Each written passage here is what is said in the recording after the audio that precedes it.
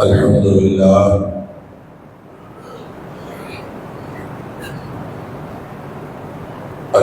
لله نحمده ونستعينه ونستغفره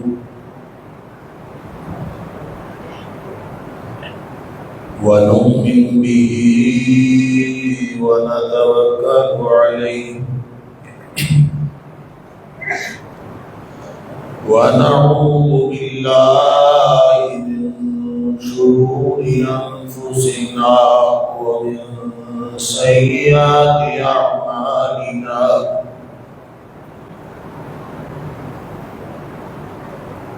من يهده الله فلا مضل له ومن يضلل فلا هادي له وأشهد أن لا إله إلا الله وحده لا شريك له وأشهد أن محمدا عبده ورسوله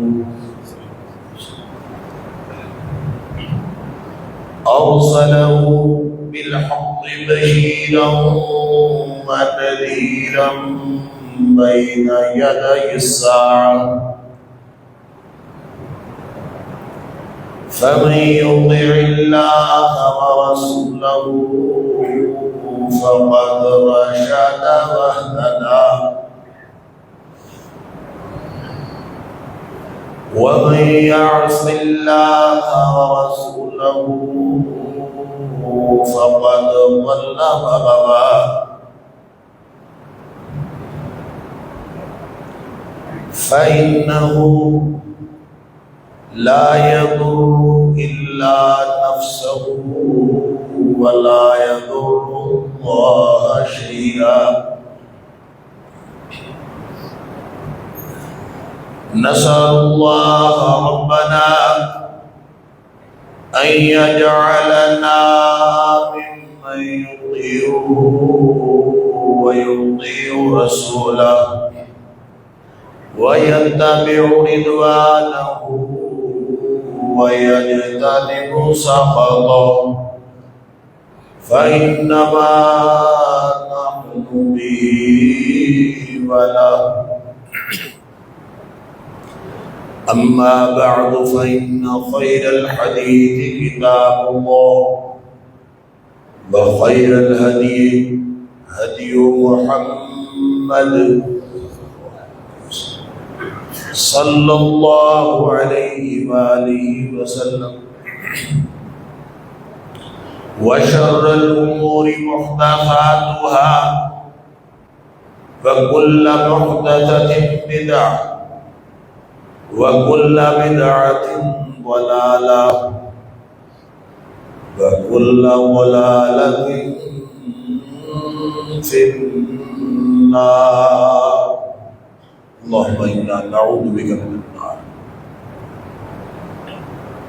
فأعوذ بالله السميع العليم من الشيطان الرجيم من همزه ونفخه ونفثه بسم الله الرحمن الرحيم ولقد خلقنا الإنسان ونعلم ما توسوس به نفسه ونحن أقرب إليه من حبل الوريد إذ يتلقى المتلقيان عن اليمين وعن الشمال قعيد ما يلفظ من قول إلا لديه رقيب عتيد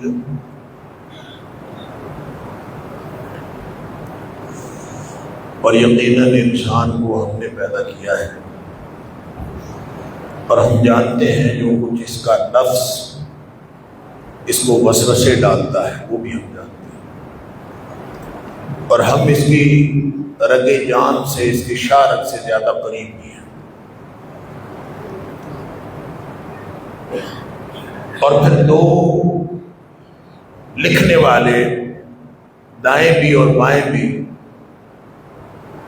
وہ لکھنے کے لیے بیٹھے ہوئے ہوتے ہیں، اور جب بھی کوئی بات یہ زبان سے نکالتا ہے لکھنے والا بالکل تیار بیٹھا ہوتا ہے۔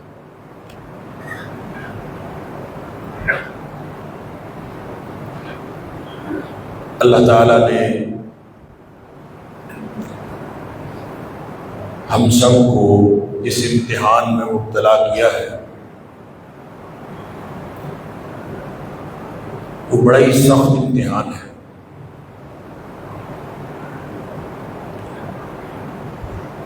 اور اس امتحان میں کرنے کے کام بھی شامل ہیں اور نہ کرنے کے کام بھی شامل ہیں۔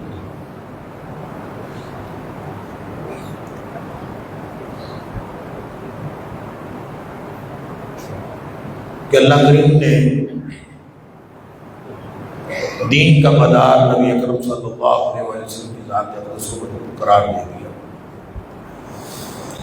اور فرمایا وما آتاکم الرسول فخذوہ وما نہاکم عنہ فانتہوا، جو چیز اللہ کے رسول صلی اللہ علیہ وسلم تمہیں دے وہ لے لو، جسے منع کرے۔ لہذا وہ سارے کام جو دے دیے گئے وہ کرنے والے، جو منع کر دیے گئے وہ نہ کرنے۔ اور پھر اب انسان کے لمحے لمحے کا امتحان صرف اس بات کا نہیں کہ جس کا لوگوں کو علم ہو، صرف اس کا امتحان نہیں ہے،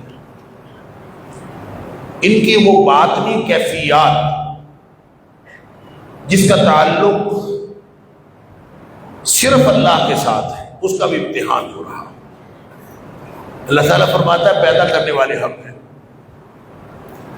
اور پھر ہم جانتے ہیں کہ اس کے پاس، اس کے دل میں جو وسوسے اٹھتے ہیں وہ بھی جانتے ہیں۔ ظاہری اعمال تو لوگ بھی دیکھ لیتے ہیں، لیکن اللہ تعالیٰ علیم بذات الصدور ہے، سینے میں چھپی باتوں کو بھی جانتا ہے، اور وہ فرماتا ہے کہ وَنَعْلَمُ مَا تُوَسْوِسُ بِهِ نَفْسُهُ، اس کا جو نفس مختلف قسم کے خیالات اس کے دل میں ڈالتا ہے اس کو بھی جانتا ہے۔ اور کیوں نہ جانے، نحن اقرب الیہ من حبل الورید، اس کی جو شاہ رگ ہے، اس کی جو رگ جان ہے، اس سے بھی زیادہ ہم اس کے قریب ہیں۔ گویا یہ خود اپنے آپ کو اتنا نہیں جانتا جتنا ہم اس کو جانتے ہیں۔ کیوں نہ جانے اللہ؟ اس لیے کہ وہ پیدا کرنے والا۔ الا یعلم من خلق، کیا وہی نہیں جانتا جس نے پیدا کیا؟ ایک ایک چیز اس کی بنائی، اس کی فطرت کو بنایا، اس کی سرشت کو بنایا، اس کی مشینری کو بنایا، اس کے دل بنائے، اس کے دماغ کو بنایا، اس کے پھیپھڑے، اس کی ہر چیز اس نے بنائی۔ اس کو معلوم ہے کہ فنکشن کس طرح سے ہوتی ہے، دل کا کام کیا ہے، دماغ کا کام کیا ہے، اور پورا جو جسم کے اندر خون گردش کر رہا ہے وہ کس طرح اس کے جذبات اور کیفیات اور احساسات کے ساتھ جس طرح کا تعلق ہے، یہ سب اللہ جانتا ہے۔ ہو سکتا ہے کہ میڈیکل سائنس بھی اتنا نہ جانتی ہو اور قیامت تک شاید نہ جان سکے جتنا اللہ جانتا ہے، اور انسان خود اپنے بارے میں اتنا نہ جان سکے جتنا اللہ جانتا ہے۔ لیکن انسان کے اندر جو مشینری چل رہی ہے بنانے والا جانتا ہے۔ الا یعلم من خلق، کیا بنانے والا نہ جانے گا؟ بنانے والے کو تو سب پتا ہے کہ میں نے اس کو کس طرح بنایا ہے، لہذا کس کس جگہ سے کس کس چیز کا امتحان لینا ہے یہ بھی اس کو معلوم ہے۔ تو امتحان کا آغاز صرف ظاہری اعمال سے نہیں ہوتا، امتحان کا آغاز دل میں اٹھنے والے جو وسوسے ہیں وہاں سے ہوتا ہے۔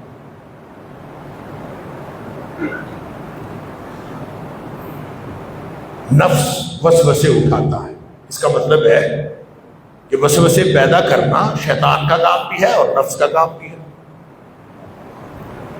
تو کچھ خیالات تو وہ ہیں جو آتے ہیں آگے چلے جاتے ہیں، اور یہ بات میں نے پہلے بھی کئی دفعہ عرض کی ہے کہ انسان کے دل و دماغ میں جو خیالات غیر ارادی طور پر آئیں اور آ کر چلے جائیں، انسان اس کو جھٹک دے، وہ جتنا مرضی برا خیال ہو انسان اس کو جھٹک دے، اس کا مواخذہ اس سے نہیں ہوتا. خیالات آتے ہیں آپ کے ختم ہو جائیں. صحابی نے یہ بات پوچھی تھی نبی اکرم صلی اللہ علیہ وسلم سے کہ کیا جو کچھ ہمارے دلوں میں خیال آتا ہے کیا اس وقت بھی ہم پکڑے جائیں گے؟ جو ہم سوچیں آتے ہیں، جو خیالات آتے ہیں کیا اس وقت بھی پکڑے جائیں گے؟ نبی پاک صلی اللہ علیہ وسلم نے فرمایا تھا نہیں، جب تک آپ اس پر عمل نہ کریں اور جب تک وہ زبان پر نہ لائیں، دل میں رہے تو پھر کوئی بات نہیں، اس پر کوئی پکڑ نہیں. یہ ان سوچوں کی بات ہے جو غیر ارادی طور پر آتی ہیں اور غیر ارادی طور پر آ کے انسان کے دل و دماغ کو قابو کرنے کی کوشش کرتی ہیں. انسان ان کو جھٹک دیتا ہے، بات ختم ہو گئی. نہ زبان پہ لایا، نہ عمل کیا اس کے اوپر کوئی مواخذہ نہیں. یہ صرف غیر ارادی بات ہے. اگر ارادی طور پر سوچا، خود عمل کیا، تفکر کا ایک عمل ہے، ایک سوچا خود نفس نے اور سوچ کے اس کو لطف اٹھانے کے لیے سوچا، یا کسی بھی پلاننگ کے لیے سوچا، جو یہ سوچتا ہے پھر اس کو پالتا رہتا ہے اور اس سے لطف بھی اٹھاتا ہے، اس کے ذریعے پلاننگ کرتا ہے اور ارادی طور پر کرتا ہے، اس کے اوپر پکڑ ہے. اس لیے کہ اللہ کریم نے فرمایا ان السمع والبصر والفؤاد کل اولئک کان عنہ مسئولا. جس طرح سماعتوں کا امتحان کہ کیا کیا سنا، حالانکہ کان سے کوئی بھی بات ٹکرا سکتی، تو غیر ارادی طور پر کوئی بات کان سے ٹکرائی، آپ نے کان بند کر لیے، توجہ دوسری طرف کر لی، جو غیر ارادی طور پر سماعتوں سے ٹکرائی ہے اس کو کوئی امتحان نہیں. اسی طرح غیر ارادی طور پر جو آنکھوں سے ٹکرائی کوئی چیز، نبی پاک صلی اللہ علیہ وسلم نے فرمایا پہلی نگاہ معاف. یہ پہلی نگاہ وہ ہے جو اتفاقی نگاہ ہے، جو ارادی ہو، ارادتاً ڈالی گئی ہو، وہ پہلی بھی معاف نہیں ہے. پہلی بھی پکڑ ہے، اگر اس میں ارادہ شامل ہو جائے تو پہلی بھی پکڑ ہے.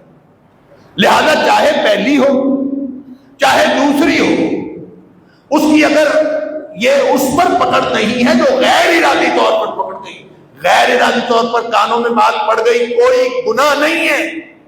اس کے بعد اپنے آپ کو سنبھال لیں، سماعتوں کا رخ دوسری طرف کرنے اور کچھ نہیں. تو نبی پاک صلی اللہ علیہ وسلم کے کان میں موسیقی پڑی تھی تو نبی پاک صلی اللہ علیہ وسلم نے کان بند کر لیے تھے، تو اور کچھ نہیں تو کم از کم یہ کر لو.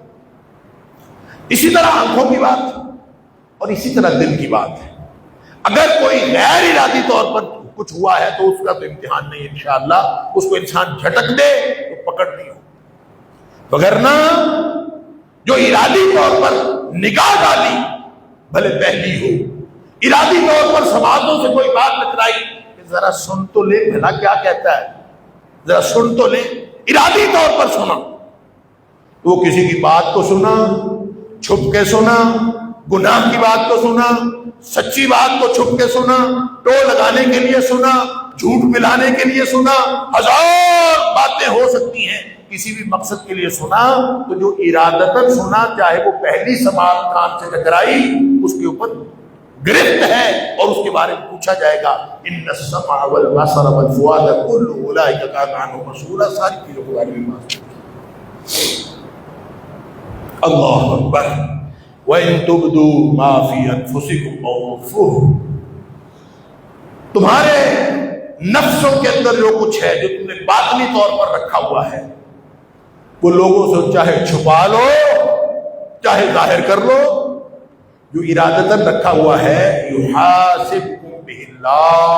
اللہ اس کا حساب لازماً کرے، اللہ نے اس کا حساب لینا. لہذا باطن کا معاملہ بھی اللہ سے. اور اللہ فرماتا ہے وَنَعْلَمُ مَا تُوَسْوِسُ بِهِ نَفْسُهُ. نفس جو کچھ وسوسہ ڈالتے ہیں، جو کچھ ان کی شرارتیں ہوتی ہیں، وہ شرارتیں بھی ہم جانتے ہیں. اللہ جو اندر ہی اندر شرارتیں ہو رہی ہوگی اللہ وہ بھی جانتا ہے. اور انسان جو کچھ کر رہا ہے کیوں نہ جانے. وَنَحْنُ أَقْرَبُ إِلَيْهِ مِنْ حَبْلِ الْوَرِيدِ. ہم اس کی اشارت سے زیادہ قریب ہیں. اللہ. اور پھر یہ تو اندرونی نظام ہے کہ اللہ تعالیٰ باطن کو جانتا ہے, اللہ تعالیٰ ہر چیز کو جانتا ہے. اور ایک اللہ نے ظاہر کا نظام بنایا ہے. فرمایا یتلقی المتلقیان, دو لکھنے والے اللہ نے تیار کر کے ایک دائیں طرف ایک بائیں طرف بٹھایا ہوا, قعید, وہ بیٹھے ہوئے. اور ان کا کام کیا ہے؟ ان کا کام یہ ہے ما یلفظ من قول الا لدیہ رقیب عتید. ادھر سے کوئی کلمہ زبان سے ادا ہوتا ہے, بھلے اس نے سوچ سمجھ کے ادا کیا ہو, بھلے اس نے نیت سے ادا کیا ہو, بھلے بغیر نیت کے ادا ہوا ہو, بھلے خوشی میں ہو, بھلے غمی میں ہو, بھلے مایوسی میں ہو, بھلے پریشانی میں ہو, بھلے اضطراب میں ہو, بھلے بے چینی میں ہو, اس کی کسی بھی کیفیت کا وہ غماز ہو, زبان سے کوئی کلمہ نکلتا ہے, کلمہ نہیں کوئی ایک لفظ نکلتا ہے, کوئی ایک حرف نکلتا ہے, تو لکھنے والا فوراً تیار بیٹھا ہے اسی وقت. گویا ہر چیز ایسے ریکارڈ ہو رہی ہے.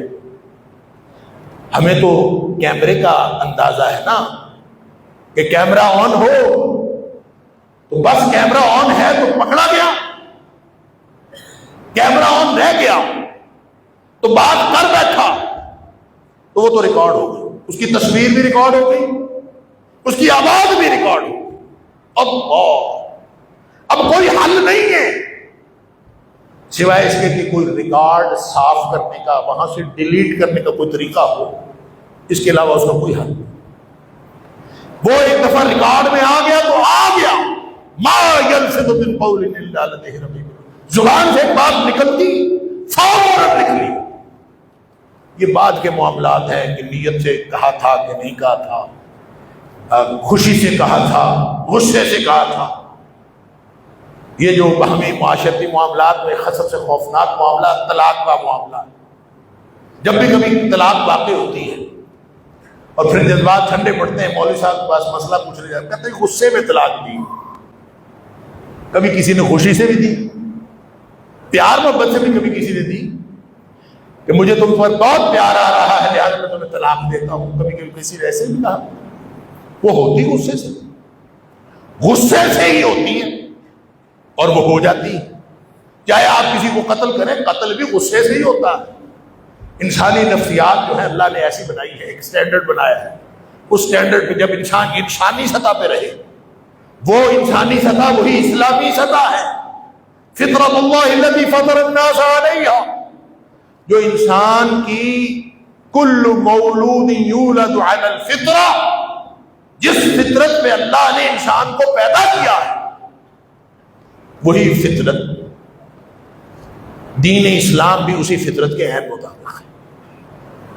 لہذا غصہ, خوشی, بے چینی, اضطراب, پریشانی, مایوسی, اس میں انسان کو کیا کچھ کرنا چاہیے, کیا کر سکتا ہے, کب مجبور ہوتا ہے, کب نہیں ہوتا, انسان اپنے آپ کو اتنا نہیں جانتا جتنا انسان کو اللہ جانتا ہے.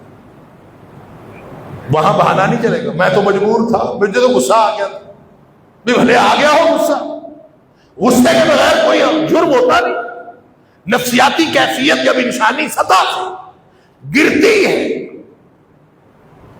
آپ کو معلوم ہے کہ روئے زمین پر جو پہلا قتل ہوا ہے, بندہ مارنا کوئی آسان بات ہے, اور خاص طور پر جب بندہ مرنے کا اور بندے کو مارنے کا تصور بھی موجود نہ ہو. یہ تو آج کل کی بات ہے, ہم روز سنتے ہیں اتنے بندے قتل ہو گئے, اتنے مر گئے. اب تو یہ روٹین کا معاملہ لگتا ہے. 8, 10, 15, 20, 100, 50 یہ خبریں آ جائیں, کچھ بھی نہیں ہوتا. ایسے بے حس ہو گئے. تو ہمارے بچپن ہی کی بات ہے, اب سے یہ گویا 40-50 سال پہلے کی بات, کہ دیہات میں کہیں دور دراز کسی گاؤں میں قتل ہو جاتا تھا, اس کی خبر آتی تھی, کچھ بھی نہیں, نہ کسی کو دیکھا, نہ کوئی تصویر, نہ کچھ. قتل کی خبر آتی تھی. کئی دیہات کے اندر جو ہے وہ افسوس اور مایوسی کی ایک فضا چھا جاتی تھی. سب لوگ اس قدر مغموم ہو جاتے تھے, پوری فضا مغموم ہو جاتی کہ فلاں گاؤں میں, بھلے وہ کئی کلومیٹر دور ہوتا, کئی میل دور, وہاں اس گاؤں میں ایک قتل ہو. پورا علاقہ غم میں مبتلا ہو جاتا تھا کہ قتل ہو گیا ہے. اللہ یہ تو ہمارے اب کی بات ہے، تو کیا خیال ہے جب انسانیت قتل ہوئی ہی نہیں تھی، جب کوئی انسان کسی انسان نے قتل کیا ہی نہیں تھا، جب کسی کو پتہ ہی نہیں تھا، تب کتنا مشکل ہوگا؟ یہ خبر سن کر برداشت کرنا مشکل ہوتا ہے، تو پھر قتل کر دینا کتنا مشکل ہو۔ تو اللہ نے جو انسانیت کی سطح بنائی ہے وہی اسلام کی سطح ہے۔ اگر انسان کی فطرت ڈیمیج نہ ہوئی ہو، اگر انسان کی فطرت انسانی سطح سے گر کر حیوانی نہ ہوئی ہو، انسان کسی کو قتل نہیں کر سکتا۔ انسان اگر اپنی نارمل حالت میں رہے تو یہ طلاق بھی نہیں دے سکتا، انسان اپنی نارمل حالت میں رہے یہ بدکاری بھی نہیں کر سکتا، انسان اپنی نارمل حالت میں رہے تو یہ وہ سارے جرائم نہیں کر سکتا جن جرائم کو جرائم کہا گیا ہے اور جن کے اوپر پکڑ ہے۔ اور پکڑ اس وقت آتی ہے جب انسان اس کیفیت سے نکلتا ہے۔ دیکھیے قرآن کا بیان سنیے، جب وہ آدم کے دو بیٹوں نے آپس میں ہوا کیا تھا، کوئی مسئلہ تھا، اس پر قربانی کا حکم ہوا، قربانی کرو۔ مسئلہ کیا تھا، قرآن میں اس کا بیان نہیں ہوا۔ اس کی تفصیلات مفسرین نے لکھی ہیں اسرائیلی روایات کے مطابق، لیکن اس کی کوئی دلیل نہیں ہے ہمارے پاس کہ ہم کہیں گے یہ بات تھی۔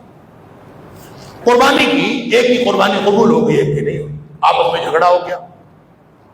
جھگڑا ہوا تو اس نے کہا میں تمہیں قتل کر دوں گا، اس نے کہا تم مجھے قتل کرے گا تو میں تیری طرف ہاتھ بھی نہیں اٹھاؤں گا، تو قتل کرے گا تو کر لے، سارا گناہ میں چاہتا ہوں کہ میرا بھی گناہ تیرے اوپر پڑے اور تیرا بھی گناہ تیرے اوپر پڑے۔ دیکھیں یہ غصے والی بات ہے نا، کہ بندے کو غصہ پہلے چڑھا ہوا ہے، اس کو کہنا کہ تیرا گناہ بھی تیرے اوپر، میرا گناہ بھی تیرے اوپر، اور غصہ۔ ہوتا یہ ہے کہ اللہ نے انسان کی نفسیات ایسی بنائی ہے کہ جب انسان کوئی سچویشن پیدا ہوتی ہے غصے والی، تو غصے کی ایک تہہ کے اوپر دوسری تہہ چڑھتی جاتی، پھر اس کے اوپر دوسری تہہ چڑھتی، پھر اس کے اوپر دوسری تہہ چڑھتی، کرتے کرتے انسان کا نفس وہ اپنی اصل فطرت سے بہت دور چلا جاتا ہے۔ جب یہ دور چلا جاتا ہے تو پھر یہ جرم کرنے کے قابل ہوتا ہے، آسانی سے نہیں جرم ہوتا۔ اللہ، آسانی سے جرم ہونا بہت مشکل ہے۔ وہ ایک دفعہ غالباً اشفاق احمد نے کہیں لکھا تھا، کہتا ہے میں بچپن میں کچھا پہن کے مسجد چلا گیا، بچے ہیں بیچارے مختلف طرح کے لباس پہن کے چلے، کہتا میں چھوٹا بچہ تھا تو میری ماں نے مجھے کچھا پہنایا، میں نے کچھا پہنا ہوا تھا، اور بچپن میں بو شرٹ پہننا اور کچھا پہننا گھر کا سلا ہوا، جس کو جدید زبان میں نیکر کہہ رہے، کہتا میں پہن کے مسجد چلا گیا تو مولوی صاحب کو بڑا غصہ آیا، تو بدبخت کچھا پہن کے مسجد میں آ گیا، اور مجھے کہتا تو جہنم میں جائے گا۔ کچھا پہن کے میں مسجد چلا گیا تو مجھے مولوی صاحب نے غصے سے کہا تو جہنم میں جائے گا۔ کہتے مجھے بڑا خوف آیا، میں ڈرتا ہوا بھاگتا ہوا گھر آیا، اپنی ماں سے کہا ماں جی آپ نے مجھے کچھا پہنا دیا ہے، اور مولوی صاحب مجھے کہتے تو جہنم میں جائے گا۔ اللہ، اس پر پھر اشفاق احمد دانشور آتے تھے، انہوں نے اس پر ایک پورا پیراگراف لکھا۔ کہتے میری ماں نے کہا کہ بیٹا مولوی صاحب غلط کہتے ہیں، جہنم میں جانا اتنا آسان نہیں کہ بندہ کچھا پہنے اور جہنم میں چلا جائے، اتنی آسانی سے جہنم میں نہیں جاتا بندہ۔ اللہ نے انسان کو جنت کے لیے بنایا اور یہ جنتی ہے۔ جب تک یہ انسان رہے گا، اپنے آپ کو اسی سٹینڈرڈ پہ رکھے گا، بہت زیادہ محنت کرے یا کم محنت کرے، بس اپنے آپ کو بگڑنے نہ دے، اسی سٹینڈرڈ پہ رہے گا تو تھوڑا بہت غلطیاں کوتاہیاں ہوتے ہوتے یہ بالآخر جنت میں جائے گا۔ اور یہ قرآن کے مطابق کہ قرآن کہتا ہے یوم لا ينفع مال ولا بنون الا من اتى الله بقلب سلیم،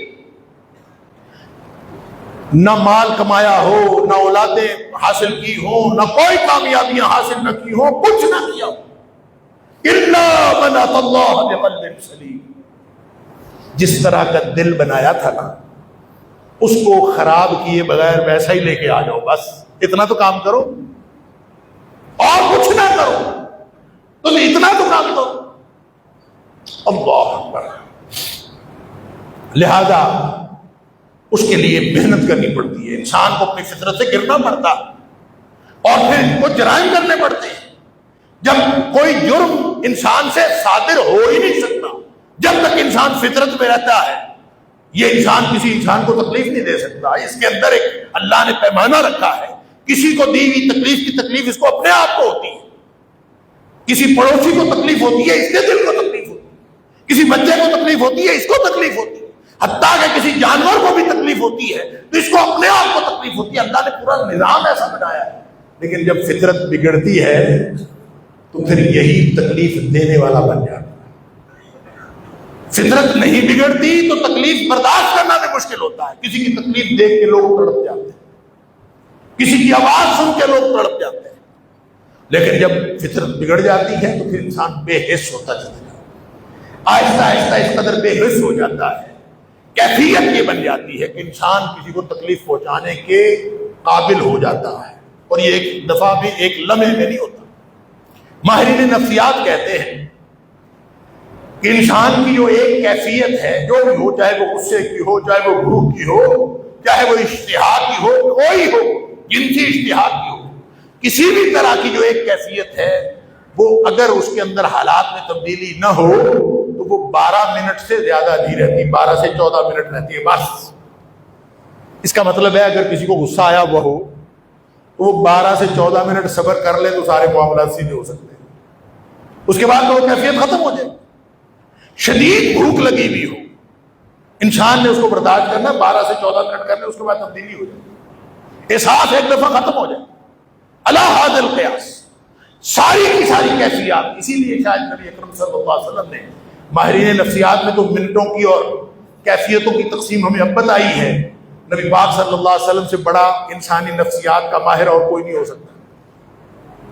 نبی کریم صلی اللہ علیہ وسلم فرمایا جس کو غصہ آئے وہ اعوذ پڑھے، جس کو غصہ آئے وہ پانی پی لے، جس کو غصہ آئے وہ کھڑا ہے تو بیٹھ جائے، بیٹھا ہے تو کھڑا ہو جائے، اور بیٹھا ہے لیٹ جائے، یعنی اپنی کیفیت چینج کر لے.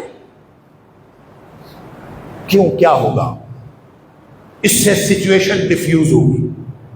وہ جو فطرت جو ہے وہ بگاڑ کی طرف چل پڑی تھی، انسان کی سوچوں کے اوپر، انسان کی عقل کے اوپر پردہ پڑنے لگا تھا، اعوذ پڑھا، سچویشن ڈیفیوز ہوئی. اگر پانی پی لیا، سچویشن ڈیفیوز ہو گئی. جگہ چینج کر لی، سچویشن ڈیفیوز ہو گئی. گویا وہ جو انتہائی کیفیت ہو سکتی تھی وہ نہیں ہوئی. یہ اقدامات تو نبی اکرم صلی اللہ علیہ وسلم نے بتائے. اس کو ڈیفیوز کرنا بڑا ضروری. نہ ڈیفیوز ہو تو کیا ہوتا ہے؟ ایک نے ایک بات کی، دوسرے نے دوسری، تیسری، چوتھی، پانچویں، چڑھتے چڑھتے چڑھتے چڑھتے بات پتہ کہاں تک پہنچتی.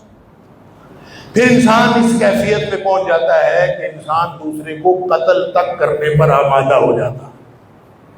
یہ جو اللہ تعالیٰ نے فرمایا وَنَعْلَمُ مَا تُوَسْوِسُ بِهِ نَفْسُهُ، ہم جانتے ہیں کہ اس کا نفس کیا کیا وسوسے پیدا کرتا ہے، ہم جانتے ہیں. تو وہاں اللہ نے سورہ مائدہ میں فرمایا کہ ایک وقت آیا جب بحث ہوتے ہوتے، آپس میں گفتگو ہوتے ہوتے ایک کیفیت یہاں تک جا پہنچی فَطَوَّعَتْ لَهُ نَفْسُهُ قَتْلَ أَخِيهِ، اس کے نفس نے اس کو آمادہ کر لیا اپنے بھائی کو قتل کرنے پر. یعنی اس قدر حالات خراب ہوئے کہ وہ اس کی فطرت ڈیمیج ہوئی، وہ انسانی سطح سے گرا، پھر اس کو سوچیں خراب ہوئی اور غصہ اس انتہا پر جا پہنچا. طوعت لہو نفسہ، اس کے نفس نے آمادہ کر لیا قتل اخیہ، کہ اپنے بھائی کو قتل تک کر دے. یہ نفس نے آمادہ، نفس کی کیفیت بگڑ گیا.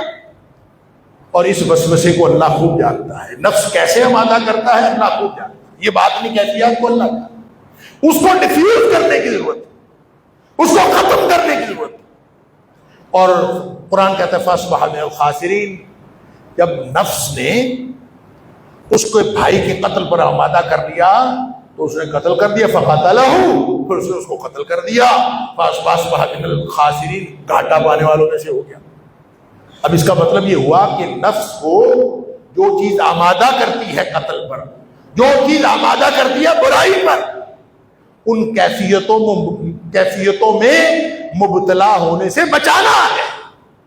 اسی لیے اللہ نے فرمایا یہ نہیں فرمایا بدکاری نہ کرو، بلکہ فرمایا وَلَا تَقْرَبُوا الزِّنَا، بدکاری کے قریب بھی نہ جاؤ، اس لیے کہ جو چیزیں بدکاری کے قریب لے جانے والی ہیں، وہ کون کون سی چیزیں بدکاری کے قریب لے جانے والی ہیں؟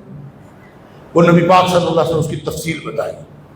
آپ نے فرمایا تم سمجھتے ہو کہ شرمگاہ کے ساتھ بدکاری کرتی ہے، صرف یہ بدکاری نہیں ہوتی، انسان کی آنکھیں بدکاری کرتی ہیں۔ سب سے پہلی بدکاری وہ ہوتی ہے انسان کی نگاہ کرتی، پھر اس کے بعد انسان کی زبان بدکاری کرتی ہے، انسان کے کان بدکاری کرتے ہیں، انسان کے ہاتھ بدکاری کرتے ہیں، انسان کے قدم بدکاری کرتے ہیں۔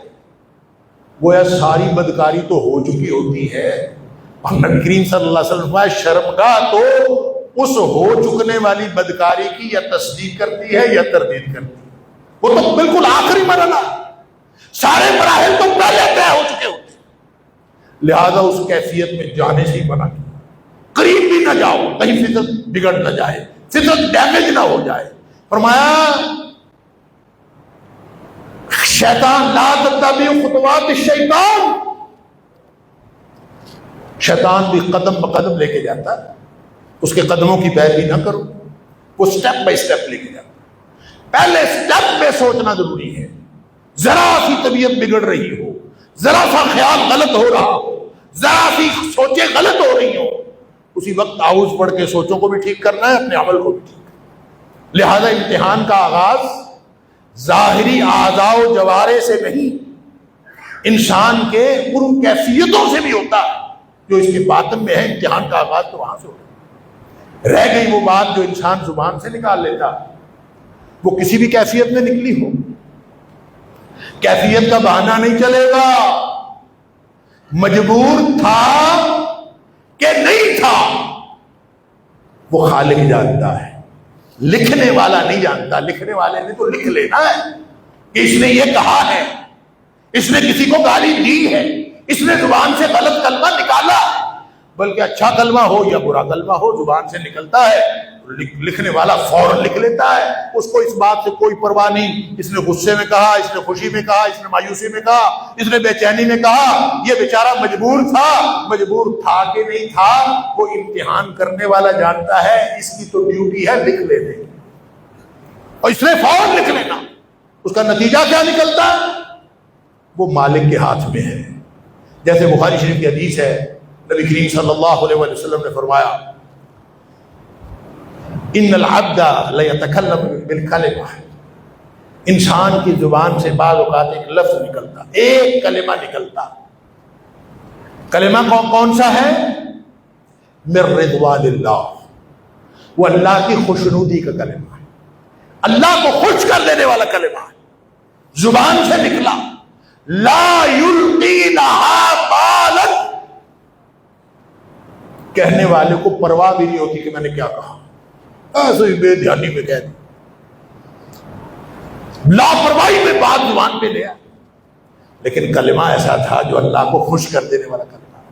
لکھنے والے نے تو لکھ لیا فوراً، اس کی تو ڈیوٹی یہ ہے کہ تو نے یہ نہیں دیکھنا کہ اس نے کس کیفیت میں کہا ہے، یہ مجبور تھا کہ نہیں تھا، اس کا اجر کیا دینا ہے کیا نہیں دینا، وہ اللہ نے دینا ہے، اس نے لکھنے والے نے تو فوراً لکھ لینا، ریکارڈ ہو گیا۔ اللہ فرمایا کہ وہ اللہ کے دربار میں پہنچتا ہے، یرفعہ اللہ بہا درجات، اللہ تعالیٰ اس کے درجے بلند کر دیتا ہے اس ایک کلمے کی وجہ سے۔ اس کو پرواہ بھی نہیں کہ میں نے کیا کہا ہے، بس زبان سے بات نکلی، بھلے غصے میں نکلی ہو، بھلے پریشانی میں نکلی ہو، بھلے ایسے گپ شپ میں نکلی ہو، زبان سے بات نکلی، فوراً اللہ کے دربار میں پہنچی، اس کا رزلٹ نکل آیا۔ فرمایا اللہ اس کے ذریعے اس کے درجات بلند کر دیتا۔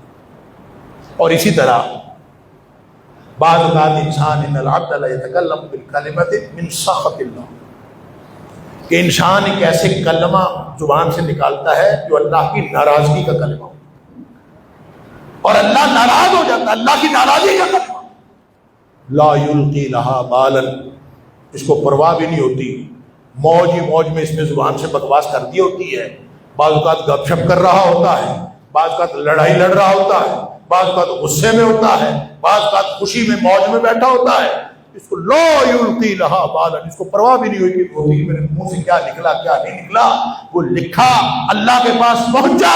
اللہ تعالیٰ فرماتا ہے یہوی بہا فی جہنم، اللہ اسے ایک کلمے کی وجہ سے اس کو جہنم میں بھیج دے۔ کس قدر مشکل امتحان، کس قدر مشکل امتحان۔ دل کے وسوسوں سے امتحان کا آغاز ہوتا ہے اور پھر وہ پہنچتا ہے زبان تک۔ دل مرکز ہے لیکن زبان یہ سب سے زیادہ ذمہ دار ہے، اس قدر ذمہ دار ہے۔ وقت ہو گیا، میں انشاءاللہ اگلے جمعے یہاں سے آغاز کر کے میں عرض کروں گا کہ دل مرکز ہے جو اللہ کے رسول صلی اللہ علیہ وسلم پایا الا ان فی الجسد مضغہ، کہ ایک انسان کے جسم کے اندر ایک مضغہ ہے، وہ صحیح ہو جائے گوشت کا لوتھڑا، وہ صحیح ہو جائے سارا جسم صحیح ہو جائے، وہ خراب ہو جائے سارا جسم خراب ہو جائے۔ تو دوسری حدیث میں اور وہاں فرمایا الا وہی القلب، اور یہ انسان کا دل۔ دوسری حدیث میں فرمایا کہ جب انسان صبح کرتا ہے، یہ بھی بخاری کی حدیث، انسان صبح کرتا ہے اذا اصبح ابن آدم، جب انسان صبح کرتا ہے ان الاعضاء کلھا، سارے کے سارے اعضاء وہ زبان کی منتیں کرتے ہیں، تکفر اللسان، یعنی زبان بھی ایک عضو ہے، سارے اعضاء وہ منتیں ترلے کر رہے ہوتے ہیں زبان کے، تکفر اللسان، اس کے سامنے عاجزی کرتے ہیں، ہاتھ جوڑتے ہیں، منتیں کرتے ہیں۔ کیا کہتے ہیں؟ فرمایا کہتے ہیں اتق اللہ فینا، زبان کو باقی اعضاء کہتے ہیں ہمارے بارے میں تو اللہ سے ڈرتی رہنا، ان استقمت استقمنا وان وجدت وجدنا، تو صحیح ہو گئی تو ہم سارے صحیح ہو جائیں گے، تو غلط ہو گئی تو ہم سارے غلط ہو جائیں گے۔ اس کا مطلب ہے سارا دارومدار زبان پر ہے، اس حدیث کے مطابق سارا دارومدار دل پر ہے، تو اس کا مطلب ہے دل اور زبان کا کوئی ڈائریکٹ تعلق ہے۔ تو اللہ تعالیٰ مجھے اور آپ کو نبی اکرم صلی اللہ علیہ وسلم کی بتائی ہوئی ساری ترکیبات اور ساری جو آپ کی تعلیمات ہے اس کو سمجھنے، اس کو عمل کرنے کی توفیق عطا فرمائے۔ اللہ کی توفیق سے انشاءاللہ موضوع جاری رہے گا۔ اللہ تعالیٰ مجھے اور آپ کو سچا مسلمان بننے اور عمل کرنے کی توفیق عطا فرمائے۔ وآخر دعوانا الحمدللہ۔